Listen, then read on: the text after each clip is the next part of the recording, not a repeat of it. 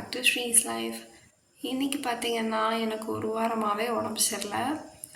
So நம்ம வீட்டில் ஒரு பொண்ணுக்கு உடம்பு சரியில்லைனா எப்படி இருக்கும்? முக்கியமாக கிச்சன் கன்றாவியாக இருக்கும். அதனால தான் நம்ம இன்றைக்கி ரொம்பவே ஒரு நல்லாவே ஒரு டீப் க்ளீன் வீடியோ பார்க்க போகிறீங்க. ஸோ அதுக்கு முன்னாடி சாப்பாடு. இப்போ எனக்கும் பசிக்க முடியல, ஏன்னா போயிட்டு அவ்வளோ பெரிய வேலை செய்கிறதுக்கெல்லாம் எனக்கு உடம்புல தெம்பு இல்லை இப்போ இருக்க நிலமையில், பாடி கண்டிஷனில். ஃபஸ்ட்டு சாப்பிடுவோம், அதுக்கப்புறம் வேலை செய்வோம். ஸோ டக்குன்னு சாப்பிட்டு குயிக்காக வேலையை ஸ்டார்ட் பண்ணிடலாம் வாங்க. இப்போ இருக்க கிச்சனோட நிலைமை இதுதான், படு மோசமாக இருக்குது. ஒரு வாரம் நானும் சொல்கிறேன், சாப்பிட்டோம்னா அந்த கவரை மட்டுமாச்சும் எடுத்து டிஸ்போஸ் பண்ணு அப்படின்னு. அதை மாற்றிக்க மாட்டோம், நாங்கள் இப்படி தான் வச்சுருப்போங்கிற மாதிரி இருக்குது எங்கள் வீடு. ஸோ ஸ்நாக்ஸ் மூலையில் வந்தபடியே கிடக்கு, சாப்பிட்டது இருக்கிறது, நான் டிஸ்போஸ் பண்ணணுன்னு எடுத்து வச்சது எல்லாமே அப்படி தான் இருக்குது. பட் இந்த மாதிரி கிச்சன் மாறப்போகுது. I am so happy. So வாங்க டக்கு டக்குன்னு வேலையை ஸ்டார்ட் பண்ணலாம். நான் எப்போவுமே சின்ன இடத்துலேருந்து ஸ்டார்ட் பண்ணணுன்னு சொல்லுவேன் இல்லையா, அந்த மாதிரி தான். ஃபஸ்ட்டு குப்பையை மட்டும் எடுத்து டிஸ்போஸ் பண்ணிடணும் எப்போ பண்ணாலும். அப்போ தான் நம்மளால் ஃபுல் ஃப்ளெஷ்டாக வேலை செய்ய முடியும். ப்ரௌனி வீட்டுக்குள்ளே இருந்தாலே இதே பிரச்சனை தான். 24 மணி நேரம் என் கூடயே தான் சுற்றிட்டுருப்பான். இதுக்கும் கிச்சன் அப்படின்னா அவனுக்கு சொல்லவே வேண்டாம். கிச்சன் வந்தாலே அவனால் கண்ட்ரோலாக இருக்க முடியாது. சாப்பாடுன்னு விளையாண்டுட்டே இருப்பான். ஸோ கூடையே சுற்றிட்டு இருந்தான்னு வைங்க. பட் நம்ம வேலை என்னமோ அதை பண்ணிகிட்ருக்கணும். அவனுக்கும் கொஞ்சம் சாப்பாடு வச்சுட்டு காலும் வச்சுருந்தேன்.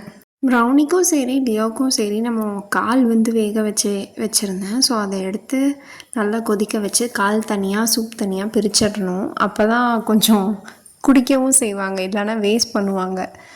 அதெல்லாம் எடுத்து அரேஞ்ச் பண்ணி வச்சுட்டு இவ்வளோ பாத்திரம் இருக்குது. அன்றைக்கி ஒரு நாள் எங்கள் அம்மா ஹெல்ப் பண்ண வந்தாங்க. அன்றைக்கி இவ்வளோ தானே பாத்திரம் இருக்குது, தள்ளு அப்படின்னு கழுவிட்டாங்க.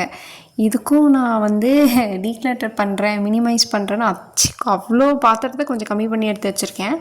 பட் எங்கள் அம்மாவுக்கு அது அசால்ட்டாக தெரியுது, எனக்கு இந்த பாத்திரமே ஜாஸ்தியாக தெரியுது.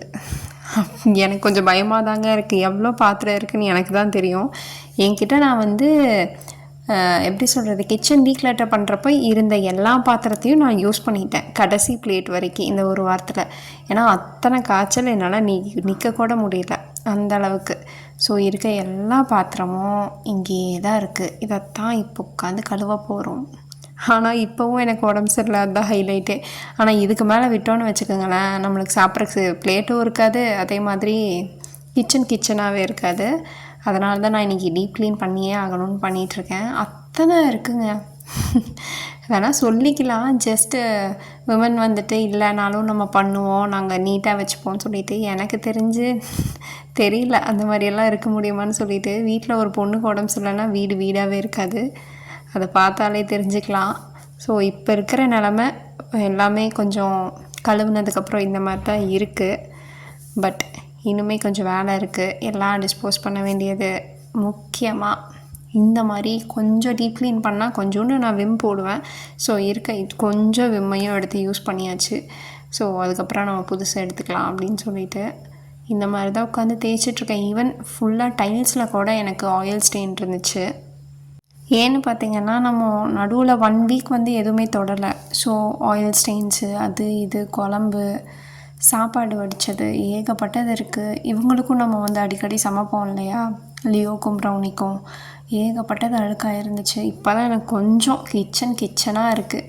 அன்றைக்கி எங்கள் அம்மா வந்தப்பவும் க்ளீன் பண்ணாங்க, அப்போவும் எனக்கு ஃபீவர் தான். பட் திருப்பியும் இப்படி ஆச்சுன்னு எனக்கே தெரியல.